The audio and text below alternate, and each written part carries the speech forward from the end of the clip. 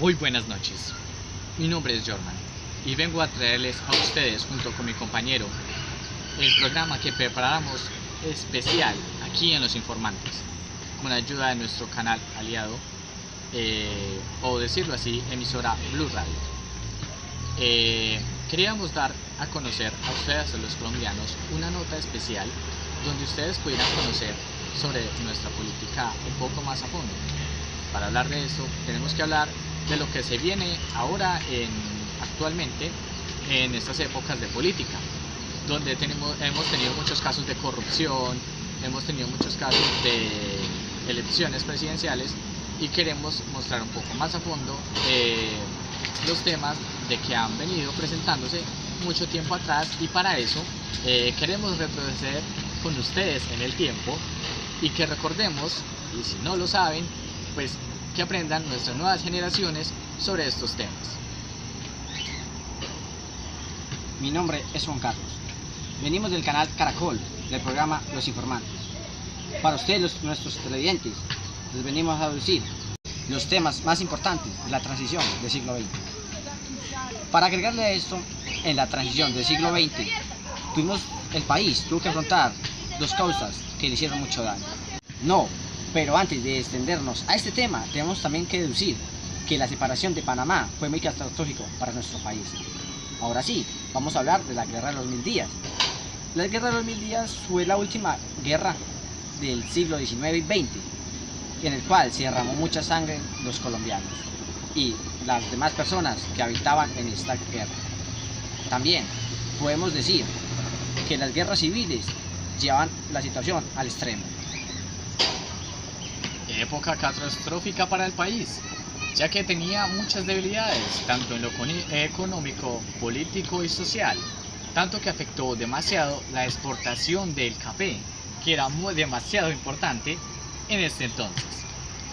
El país, a pesar de la separación de Panamá, tuvo una gran crisis, ya que tanto conflicto entre liberales y conservadores, pues debilitó demasiado. En representación a esto, hemos rendido un homenaje a dicha época, pero no para reconocerlo como algo positivo, sino como algo que nos llama la atención. Un azul conservador, un rojo liberal. Así que, si vamos a hablar del tema, hablemos también de los Estados Unidos, que aprovechó esta crisis para influenciar a Panamá a que se separara de nuestro país. Dicho tal, durante esta época, los gobiernos no eran un poco sólidos, no eran algo que se pudiera admirar, y por eso surgieron muchas dificultades. El país perdió un gran, por decirlo así, lugar estratégico, o decirlo así un poco más técnico, una geoestrategia, causa que podemos evidenciar hoy en día, porque si hubiésemos sido un poco más conscientes en aquel entonces, pues hubiéramos sabido aprovechar, hubiéramos podido negociar con Panamá y así entender un poco más. Al preparar esta nota nos encontramos con muchas dificultades, ya que muchos colombianos no conocen del tema, pero para eso nos tienen que acompañar cada noche en este reportaje de parte 1 que tenemos preparado para ustedes. Claro que sí. No se arrepientan, acompáñenos, que en cada noche y en cada salida que vamos a hacer con los colombianos y los ciudadanos, vamos a aprender un poco más de aquella época, del siglo XX. Podemos hablar de la resurrección liberal, por lo cual esto fue muy catastrófico para el país. ¿Por qué? Porque llevó una guerra entre los dos partidos, por lo cual no buscaba ni el bienestar para el país, ni tampoco que progresara. También debemos, como le dije, argumentar o agregar a esa situación de que Rafael Uribe era una persona por la cual buscaba el poder, no con diálogo ni nada parecido, siempre con las armas o fuerza pesada. Y es que otro tema importante que tenemos que evidenciar es algo parecido con la batalla de Peralonso y Palo Negro.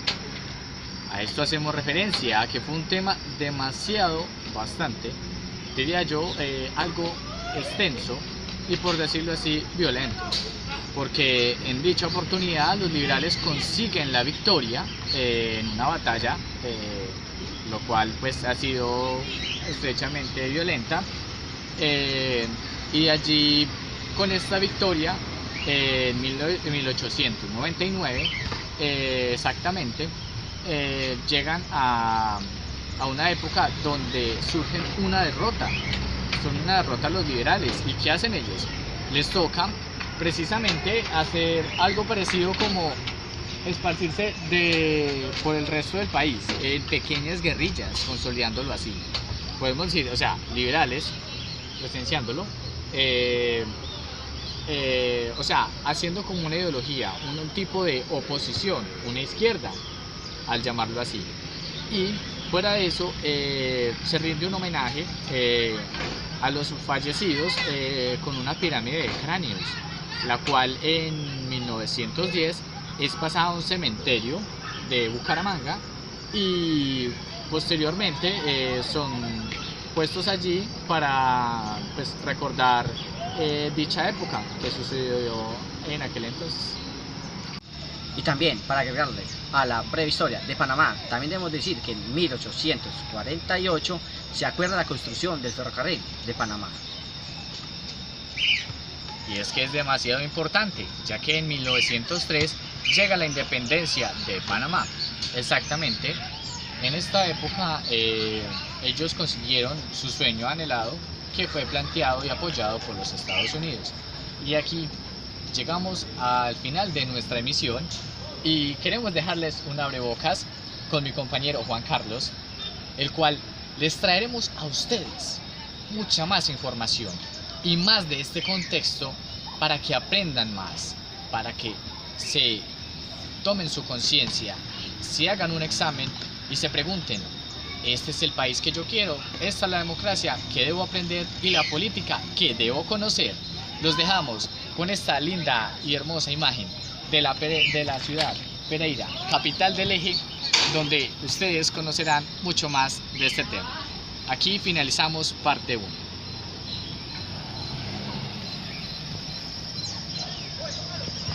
Muy buenas noches.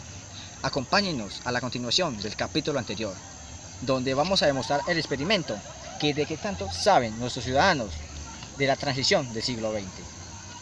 ¡Vamos!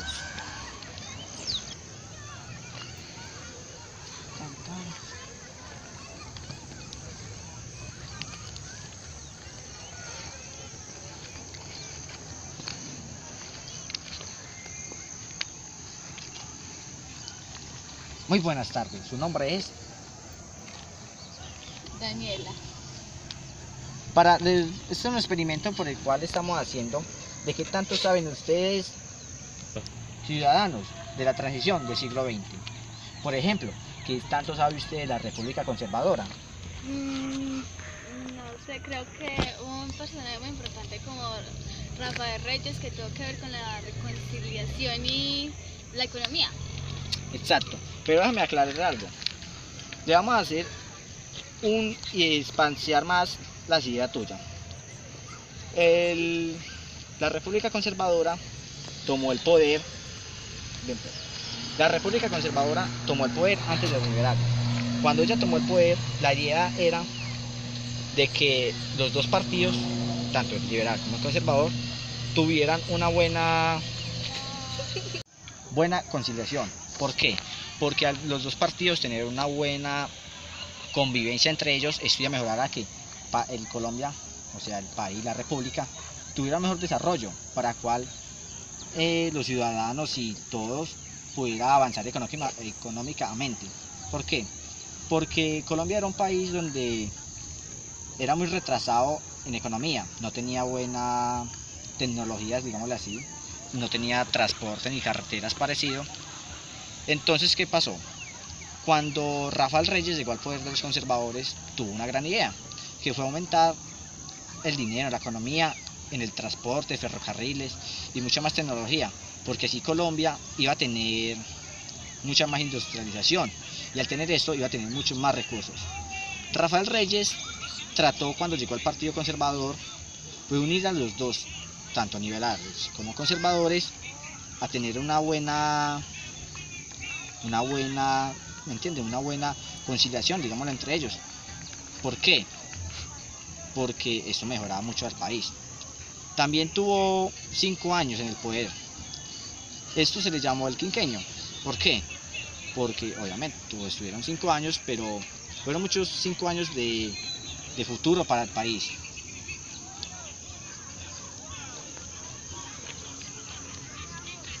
También a esto debemos agregar de que eso sucedió después de la Guerra de los 1000 días, que fue donde los conservadores volvieron a tomar el poder hasta 1930.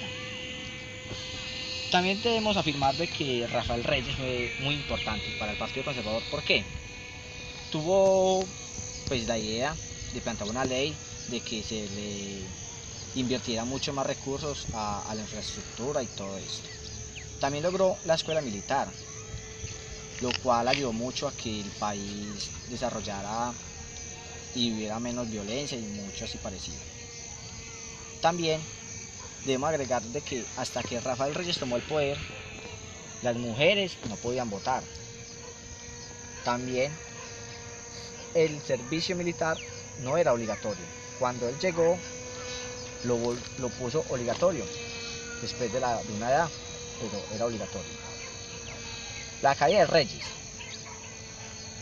Esto sucedió porque cuando estábamos en las negociaciones con la independización de Panamá, que Estados Unidos estaba a favor porque le convenía, esto causó a que hubieran muchos opositores contra Rafael Reyes, lo cual llevó a que renunciara en 1909, por lo cual fue seguido de Holguín. ¿Te interesaría saber mucho más del tema? Claro, por supuesto, ¿por qué no?